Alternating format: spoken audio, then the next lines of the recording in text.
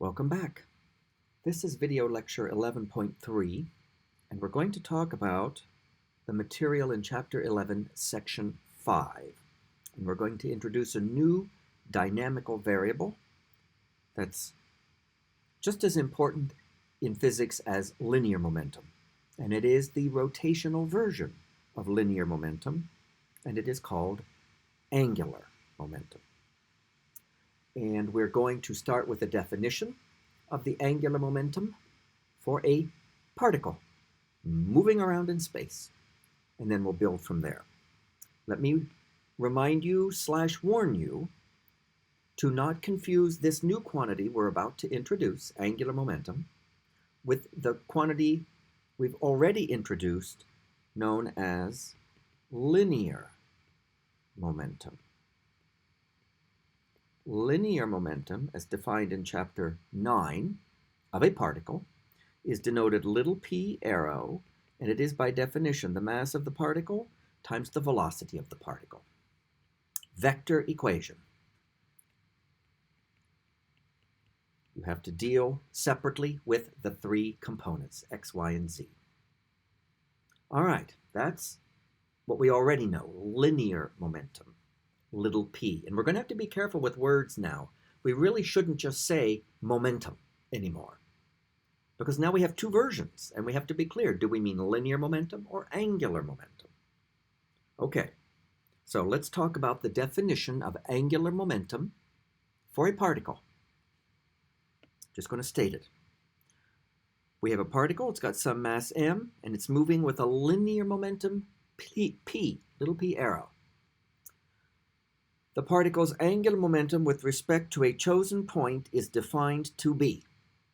You have to pick a point to calculate the angular momentum about. Does that concept sound familiar? It should. When we talked about torque, we had to pick a point to calculate the torque about. And torque was r cross F. Now we're going to introduce angular momentum about a point, and here comes its definition for a particle. The symbol is lowercase l with an arrow on top because it's a vector. You can see it written there on the left of that equation. I will just tell you that I tend to write it like that, like a kind of a script L. Because if you write just a regular Roman L, it almost looks kind of like a 1. Right? And I think that's too confusing. So I deliberately represent little l arrow as a kind of a script little l. And that's our symbol for angular momentum. It is defined to be, here's another vector product. Remember, torque, tau arrow on a particle due to a force F was r cross F, vector product of r and F, where r points from the chosen point out to where the particle is. Now we have a new vector product, and it's called angular momentum. And it is defined to be, for a particle, r cross p. And I'm going to show you a picture here in a minute. But r is a position vector, it points out from the chosen point out to where the particle is, and little p is the linear momentum vector. Okay? So, we have a new vector product, r cross p, and that is called angular momentum. So, angular momentum is the result of a vector product, also called a cross product. And so it has a magnitude and a direction, and we have to be able to find both. So let me show you pictures from your book that are analogous to the pictures from chapter 11, section 4, when we returned to studying torque. Okay, so let's see what these pictures show.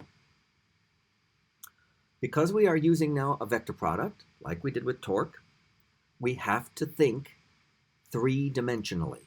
Whenever you are dealing with a vector product, you must think three-dimensionally. That's just the way vector products are. So our pictures are going to show, or attempt to show, three dimensions, x, y, and z. And this first picture, picture A, shows, if you like, a horizontal xy plane, and shaded that in green for kind of a visual cue, and then a vertical z straight up, origin O. And in this picture, we have a particle. It's here at A. And it happens to be moving around at this moment in the xy plane. And at the moment we took this snapshot, it has a linear momentum vector in the xy plane directed as shown by that purple arrow. We also draw a position vector r out from point O to where the particle is at the moment we're drawing the picture. There's the r. Okay? All right, how do we calculate the angular momentum? L arrow. Well, it follows from r cross p. So first, let's get a formula for the magnitude of L, and then we'll worry about the direction. Okay? The magnitude of L is obtained the same way you would any magnitude of a vector product. Okay? So here we go. I'll state this way first. The magnitude of L, the angular momentum, is calculated from the magnitude of R. I label that RO just to emphasize that the position vector points from O out to where the particle is. You do not necessarily have to put that subscript O, but you do need to remember that the R vector points from O out to where the particle is. So magnitude of R, that was the first vector in the cross product. Scalar multiplied by the magnitude of P, linear momentum, that's the second vector. Scalar multiplied by the sine of an angle called phi, where yes, phi is the angle between R and P when they're drawn with a common tail. So let me extend the line of R, and then there is phi. Or slide P back so that it has a common tail with R back here, same P. Then you could draw the phi there. It's the same phi, whether you draw it back there or up here. It's the angle between R and P when they're drawn with a common tail. And you take the sine of that angle and multiply it by the magnitude of R and the magnitude of P. Okay, now that's indeed one way you can calculate the magnitude of R. And if you know these three things, magnitude R, magnitude P, and phi, go ahead and use that. But let me show you two other equivalent ways to get magnitude L, and whichever way you want to use, whichever way you find to be most convenient for a given problem, as long as you show your work, you're welcome to use it. So one thing you could do is you could take the linear momentum vector itself, P arrow, as drawn in that picture, and you could break it up into two components. One component perpendicular to R, we'll label that P sub perp, and one component parallel to R. In that triangle we just drew, that angle up there is phi. So P perp is equal to magnitude P sine phi. So you could take the formula for magnitude of L, and you could take that part, magnitude P sine phi, and you could just call that P perp. It's the perpendicular component of P. It's the component of P that's perpendicular to R. And then your formula for magnitude of L is this one, magnitude of R times P perp. Notice, though, that that's just equivalent to the first expression I had. It's just another way to write it. If it's more convenient to use it that way, you're welcome to do so. Okay, the second picture shows another way to calculate magnitude of L. Again, you may use this way if it is convenient. There's the linear momentum vector, same as in the first picture, but let's extend its so-called line of action. It's the line of P. And then let's draw a moment arm for the particle. That's the perpendicular distance from point O to the extension of P. Just like we found line of action for torque. We'll call it R perp. And this angle right here is phi. So a little geometry will tell us, and trig, that r perp is magnitude r times sine phi. So we could go back to the expression up above here for magnitude L, and we could group magnitude r and sine phi and call that r perp, and then we get a third way to calculate magnitude of angular momentum. R perp, moment arm, times magnitude of p. These are all three equivalent mathematically. Whichever form you use is whatever is convenient in a given problem. So this is going to be how we're going to approach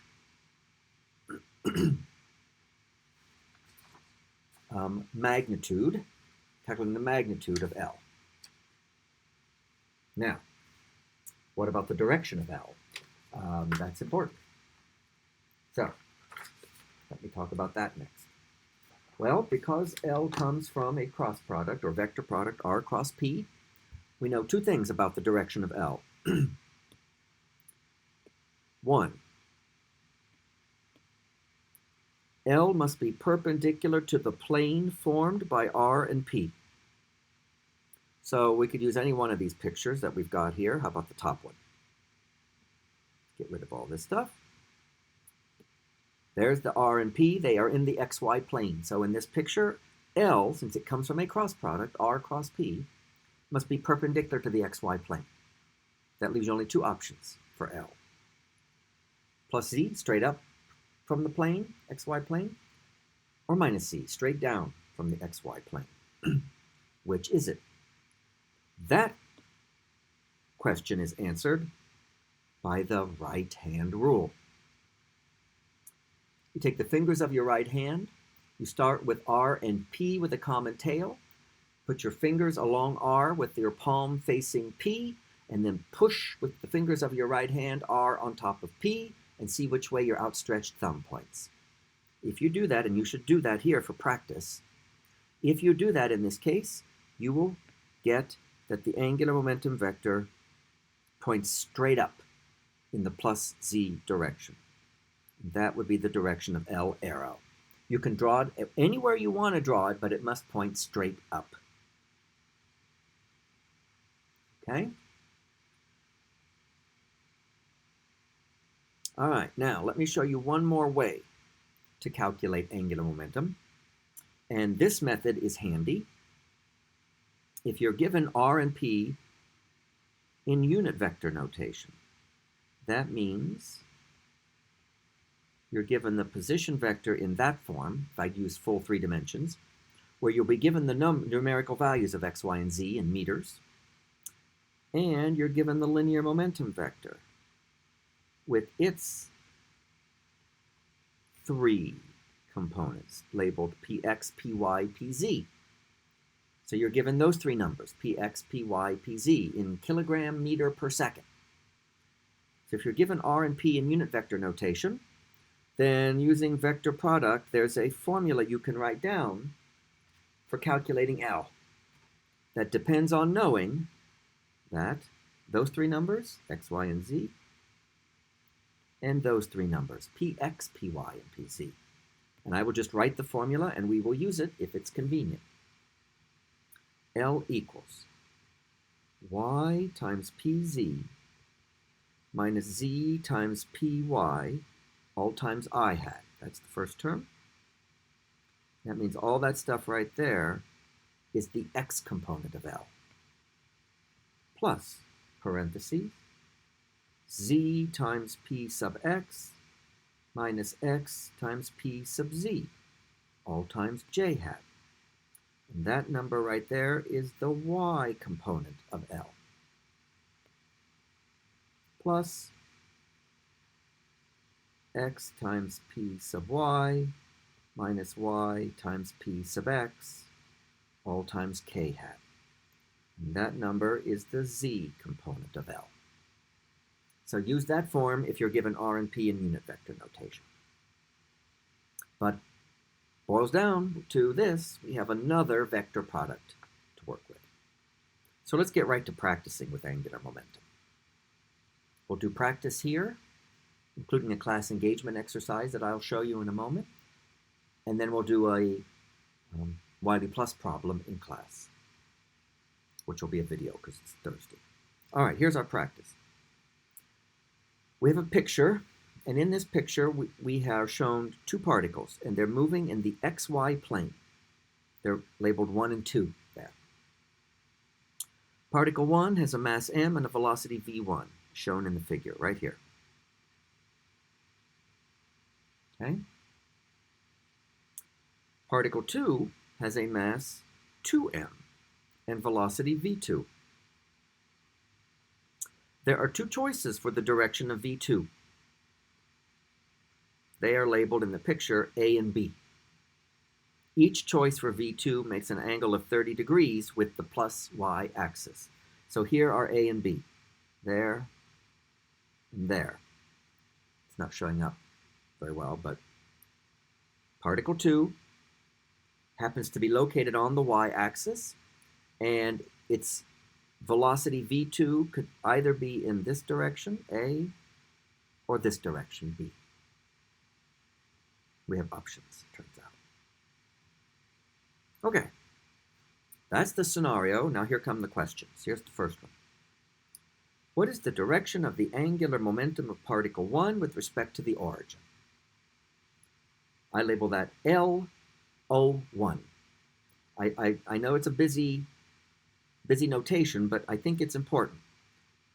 The subscript O tells you what point you're calculating the angular momentum about. It's important to know that and specify it. And the 1 tells you that we're worried about the angular momentum of just particle 1. All right, so we want the direction of the angular momentum of particle 1 with respect to the origin O. Right-hand rule, because remember, for any particle, L is R cross P. So we have to apply that. We're applying it to particle 1 with the point O. So let's draw the actual R. It's not even drawn here. It's right here, from O out to where the particle is. Right there, along, it looks like it's right along the x-axis. That's the R vector for particle 1. What about the P vector for particle 1? Well, P equals mv. P is linear momentum, mass times velocity. I am given the direction for v1 in the plus y direction. So that's the direction for P1. I'll draw another arrow same way, and I'll label it P1. Okay? Notice the R and the P1 are perpendicular to each other. That's going to give you, it turns out, a large angular momentum magnitude, but we want to get the direction. So use the right-hand rule. So I would like for you to practice. I would like you to try using the right-hand rule to determine the direction of L01. Pause the video, do it carefully, get an answer, and then come back. Okay, so we have to cross R and P. That's why you have to draw the R and the P like I did, or the P1. Okay, you got to imagine sliding the R vector so that R and P have a common tail. I'll draw that over here to the side. There's particle 1. The R vector is going straight out along the plus x direction. I'm trying to represent the vectors as carefully as I can. P1 is to our right, which is plus y. And although it may not look like it in this perspective view, that's a right angle between them. So we use the right-hand rule. We take our right hand, thumb outstretched, put our fingers, it turns out, along R, this is the way I'm looking at it, with my palm facing P1. And then push R towards P1 and see which way my thumb points. And it points straight up. So L01 is straight up, which is plus Z. So answer here is plus Z. That's the direction of L01. Okay? Let's try another one. B. What choice for the direction of V2? Remember, you have two choices. They're labeled there in the figure A and B. For V2, what choice of the direction of v2 gives the angular momentum of particle 2 with respect to the origin, which we will denote LO2, the same direction as LO1. Well, we just found LO1 is in the plus z direction. So it boils down to, which velocity should I pick? The one here A or the one here B for particle 2 if I want LO2 to point in the plus z direction. I'd like you to think about that carefully. You'll need to use the right-hand rule. Get yourself an answer. Pause the video, get yourself an answer, and then come back.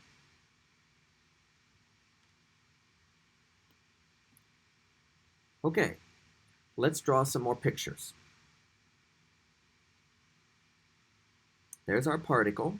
I'm drawing it over here to the side, out on the y-axis. The origin is over here to the left, O. So there's the R, from O to where the particle is. Now I've got two choices for V2 and therefore for P2. One choice, labeled B, is in the XY plane, makes an angle of 30 degrees with the plus y-axis. And the other one is over this way in the XY plane and makes a 30-degree angle. They're both in the XY plane, so is R. I need the cross product, R cross P, to be in the plus Z. Which do I choose for the linear momentum directions? Well, let's do the right-hand rule for both. Okay? Let's do A first and then B. So we'll do R cross P, focusing only, oops, get rid of that, on choice A. So the red arrow represents P, or P2. The blue arrow represents R. Let's go ahead and shift R so that it has a common tail with P2. And practice with the right-hand rule. You got to reach in with your right hand, fingers pointing along R, palm facing P, push R on top of P, see which way your thumb points. When I do that, my thumb points down for this picture. That's the negative Z direction. It's not what I want. It must not be option A.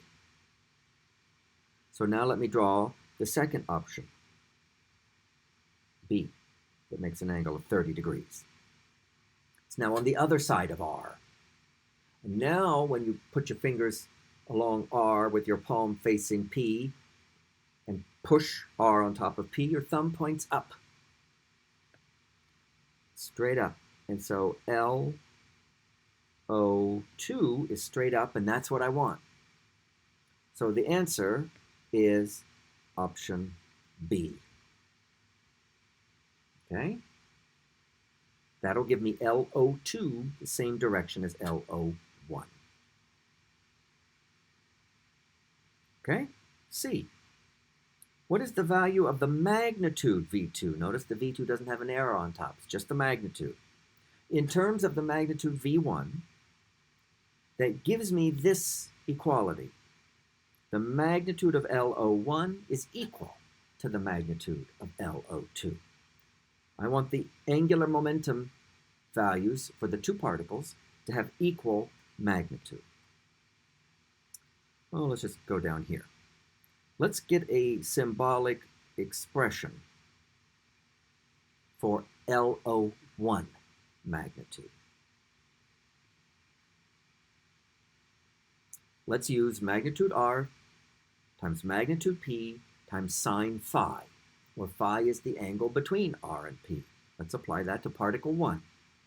Look at the picture on the left. That shows the R and the P for particle 1.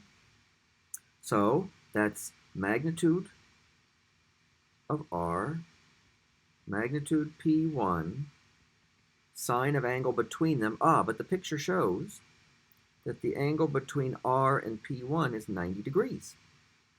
That's going to make things easy because the sine of 90 is 1. Now, what is the magnitude of r? Might help if I got rid of some clutter in my drawing over here. Magnitude of r is just the distance from O out to particle 1, and that's the distance that the figure,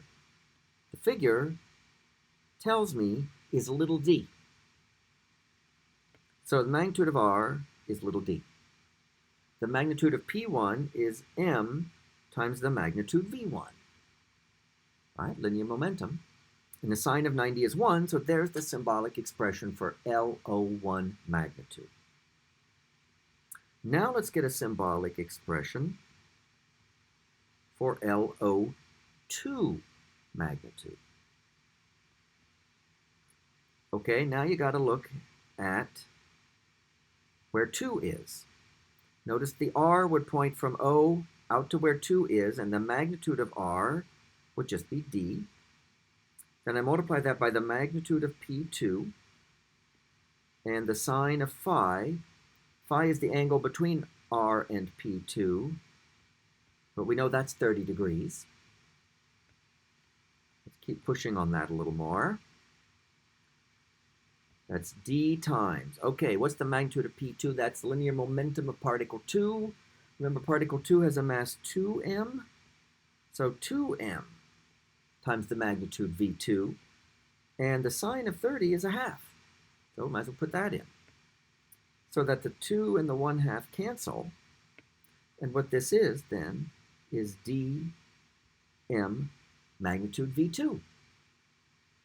Now what I want is LO1 magnitude, that, to equal LO2 magnitude, that.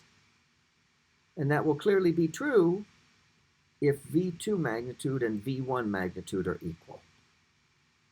Okay? So the answer here for C is that V2 magnitude must equal V1 in this case. Okay? All right, D. Now we're going to do a little more practice with the right-hand rule. What is the direction of the angular momentum of particle 1 when calculated about the location of particle 2 at the instant shown in the figure? Oh, not about particle O. Remember, you calculate angular momentum, like torque, about a point. That point has to be specified. Different choices for that point can give you different answers. Okay, so I want the direction of the angular momentum of particle 1 with respect to not point O, but the point right there that locates particle 2. So what that determines is what the r vector looks like, because now the r vector points from where particle 2 is, this time, to where particle 1 is, like that. That's the r vector now. And it's that r vector that I have to cross into P1. Okay? So you should practice that. But what you will discover when you do that is you get that the direction from the right-hand rule of the angular momentum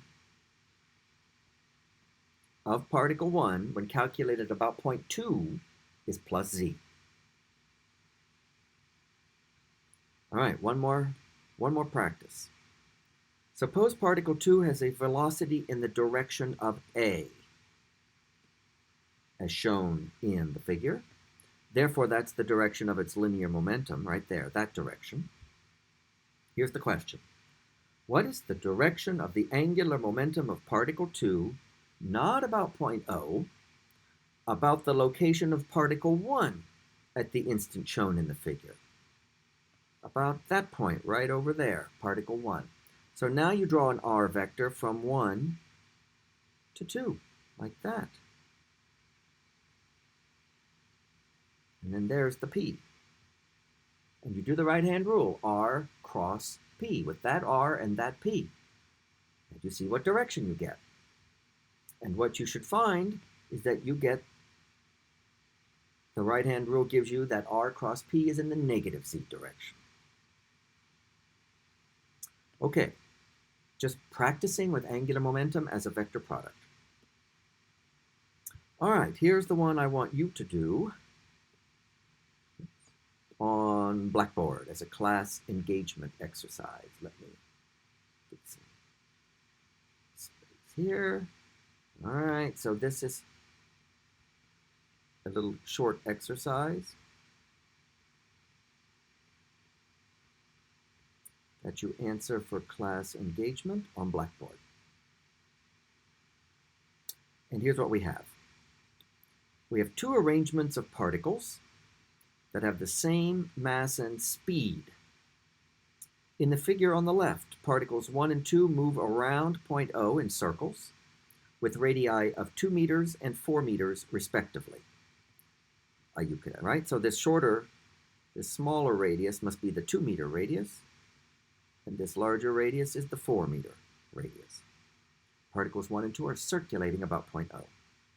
In the figure on the right, particles 3 and 4 travel along straight lines at perpendicular distances of 4 meters and 2 meters from O. That means go from O and hit line 4 at a right angle, and that's 2 meters. Go from O and hit line 3 at a right angle, and that's 4 meters. Particle 5 moves directly away from O. Its extended line passes through O. Okay, here's the first question. Rank the 5 particles according to the magnitude of the angular momentum about point O, greatest to smallest. Magnitude of angular momentum about point O, L about point O. So you can see where the point O is in each case. Warning, if your first thought is that all 3 particles in the picture on the right have angular momentum of 0 because they don't move in a circle, they move in a straight line, rethink that. Because angular momentum comes from R cross P. In any situation where there's R cross P that doesn't give 0, then you have angular momentum, even if the particle itself, its motion, is purely along a straight line. It's still possible for the particle to have angular momentum. And I'll tell you how that will be happening. If the position vector R that points from O out to the particle, if that's rotating about O. So do part A carefully. Use what you know about vector product, specifically its magnitude, to rank the magnitudes of the L's for these 5 particles. And then there's one other part, part B. Which of the 5 particles have negative angular momentum about O? And all we mean by negative angular momentum about O is that the direction of L is into the screen, away from you. So for which of the 5 particles is the direction of its angular momentum about point O into the screen? So that is what you would answer on Blackboard. And that's all for this video.